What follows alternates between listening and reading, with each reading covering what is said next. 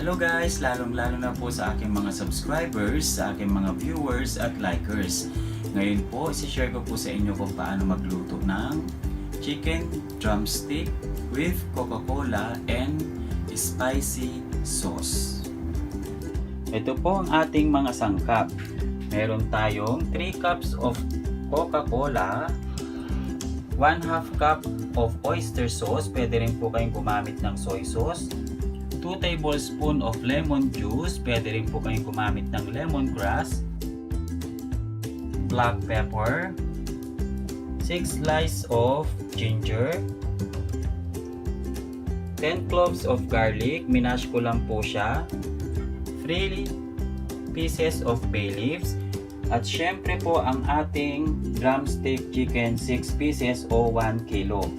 Ayan po ang ating mga sangkap sa aking lulutuing drumstick chicken with Coca-Cola.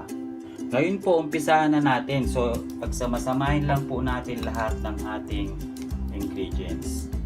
So, ilalatag lang po natin ang ating manok sa ating kawali. Ayan. Siyempre po ang ating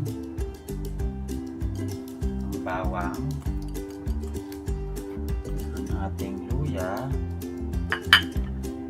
lahat lang po ng ating mga ingredients. So, pagsamasamahin nyo lang po ang ating lemon juice, oyster sauce,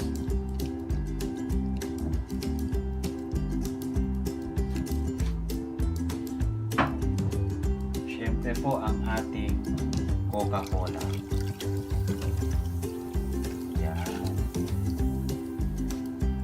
Pagkatapos guys, syempre sisindihan na natin ang ating kalan at lulutuin lang natin siya hanggat ma-absorb ng chicken ang ating nilagay na mga ingredients at hanggat manuyo ang ating nilagay na Coca-Cola.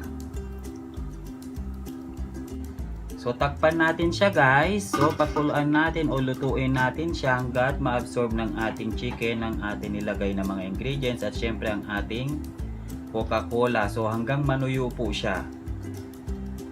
Po i-check na po natin. Ayan po, so tuyot na po ang ating o dry na ang ating chicken. So na-absorb na po niya ang ating nilagay na Coca-Cola. So luto na po siya guys. Ayan, kung napapansin niyo po, so pwede na natin siyang ilipat sa ating lagayan. Ito po ang ating mga sangkap sa ating gagawing sauce. Meron tayong 1 tablespoon of lemon juice, 6 cloves of garlic, 1 tablespoon of white sugar, 1 tablespoon of fish sauce, 3 pieces of red hot chili.